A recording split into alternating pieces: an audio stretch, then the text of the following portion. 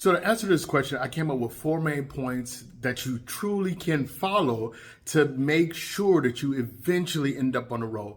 Now, granted, these are simple tips, not easy. A lot of people have to understand simple and easy are not the same thing. The number one thing you have to do, if you don't listen to anything else, follow this number one point: prioritize travel. So what does that mean? It means that travel has to be near the top of the list of things you prioritize in your life. The clubs, the bars, the random things that you buy and you spend your money on, getting yourself a passport, ensuring that you have time off from work or building up that time off from work, preparing your family for you to leave. These are things that prioritize travel.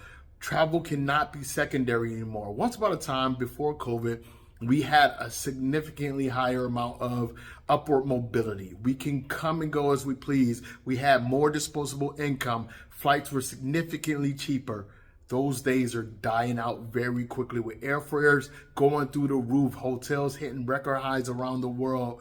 Those days are coming to an end. So you have to plan. You have to prioritize travel. Everybody comes into my pages. They see me traveling the world and they say, I wish I could do what you do. The reason I can do what I do for this long is because I have always prioritized travel. So the second point is focus on places that you want to go for your reasons. Do not rely on people like myself to tell you where you should be going. We produce content that gets as much attention as possible. That's part of the job of being a travel journalist or a creator, to tell you guys about these amazing places around the world. But part of the reason over tourism is an issue is because people generally follow the advice of others when they pick their travel destinations. You go to Paris because you've seen it. You go to Venice because you've seen it. You go to Phuket because you've seen it. You go to Cancun because you've seen it. Not necessarily because you want to go there. Figure out what you want to do on this trip. Figure out what you want to learn and experience on this trip. If you want to learn how to make a certain dish, go there and learn. If you want to see a certain site, go there and see it. If you want to study ancient Greek history in Greece, go do that. But don't rely on social media to tell you where to go and what to do, because we are only projecting our own desires, what we want to do, what we want to see, what we want to experience, and just sharing that with you.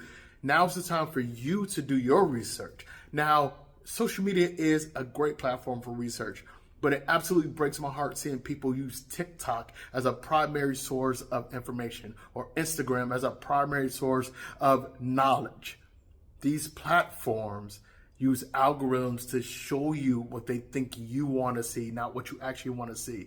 So use other sites, use actual tourism board sites from these destinations that you want to go check out to get the accurate information. Study a little bit of the language. Reach out to other expats if you're considering moving there. Figure out what other people have experienced there on sites like Reddit or in Facebook groups. But don't use social media as your primary source of information. Number 3, be comfortable with being uncomfortable. That's where the magic of travel comes from. When you go to a place where you don't speak the language, you don't necessarily know the culture, you don't know anybody, get comfortable with that, because that's when things get interesting. Earlier, I spoke about over-tourism, and part of the reason there's so much over-tourism is spreading around the world is we go to the same places that we're comfortable, the places that we've seen, the places your favorite influencers are telling you to go. Be comfortable with going into a place all by yourself and just exploring and learning and figuring it out on your own. I assure you, I am not going to lie to you, bad things happen sometimes in travel. But that's part of the journey, part of the process. 99.9% of the time, it's perfectly fine, perfectly okay. And you're going to come out of the other side a better traveler and a better person.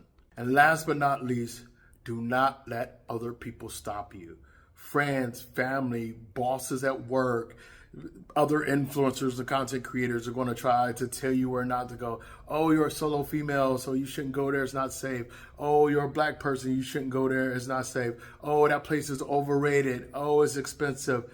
Stop listening to people like that, especially the people who've never actually been to those places, okay? Find sources of inspiration, not individuals who want to detract you from exploring the globe. And a lot of times that comes from a place of love and caring, but it also comes from a place of maliciousness and jealousy sometimes. As I said, all of these things are simple, but not easy. So many factors come into play when people are deciding how and when to travel, not to mention where to travel. Your socioeconomic position, your passport privilege, your gender, your sexuality, your faith, and your personal desires and goals in terms of your experience travel. All those things come into play, but these 4 tips will give you a great foundation to figure out when, where, and how you want to explore the world. So as usual, leave the world better than you found it. Please leave a comment below. Do you agree with me? Do you disagree with me? Or what other tips will you give somebody if you're already a seasoned traveler? I will see you guys in the next one.